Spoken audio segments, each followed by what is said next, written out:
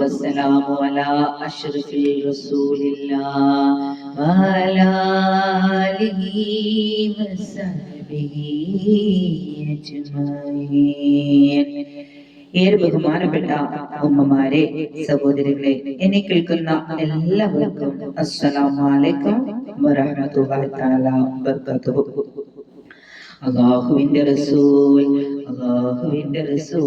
സല്ലല്ലാഹു അലൈഹി വസല്ലം വഫാത്താകാൻ പോകുന്ന സമയത്ത് ഒരു പാത്രത്തിൽ വെള്ളം കൊണ്ടുവന്ന് വെച്ച് ആ വെള്ളം എടുത്തുകൊണ്ട് തന്റെ മുഖത്ത് ഇങ്ങനെ തടവിക്കൊണ്ട്, അല്ലാഹുവേ, എന്റെ ഉമ്മത്തികൾക്ക് ഈ മരണത്തിന്റെ വേദന കുറച്ചു കൊടുക്കണേ എന്ന് മുഹമ്മദ് മുസ്തഫ സല്ലല്ലാഹു അലൈഹി വസല്ലം പ്രാർത്ഥിക്കുകയാണ്. മുഖം കൊണ്ട് വെള്ളം തുടയ്ക്കാൻ റസൂൽ പോലും പ്രേരിപ്പിക്കുമാറ് റസൂലിന് പോലും മരണവേദന ലഘുവായ തോതിലുണ്ടായിരുന്നില്ലേ?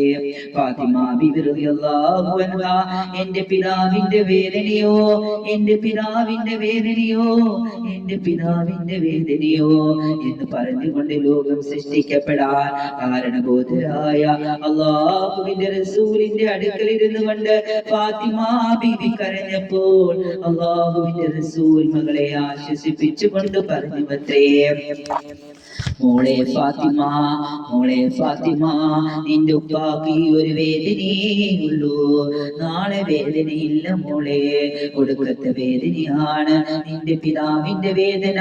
ഇത് കഴിഞ്ഞാൽ പിന്നെ എന്ത് വേദന?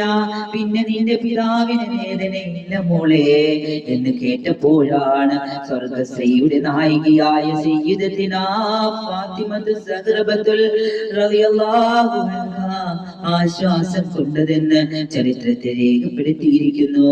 ലോകഗുരു കണ്ണടയ്ക്കുമ്പോൾ ആയിഷ ബീവിയുടെ മടിയിലാണ് കിടക്കുന്നത്. അടുത്തിരിക്കുന്നത് മകളായ ഫാത്തിമയാണ്. ലോകം മുഴുവൻ കറുത്ത ദിനമായ ദുഃഖത്തിലേക്ക് ആണ്ടു പോകുമ്പോൾ ആയിഷ ബീവിയുടെ മടിയിൽ തല വെച്ചുകൊണ്ട് ലോകത്തിന് വിവരം പഠിപ്പിക്കാൻ വന്ന റസൂൽ തന്റെ പ്രിയപ്പെട്ട പത്നിയുടെ മടിയിൽ തല ചായ്ച്ചുകൊണ്ട് ഈ ലോകത്തോട് വിട പറഞ്ഞു പോവുകയാണ്.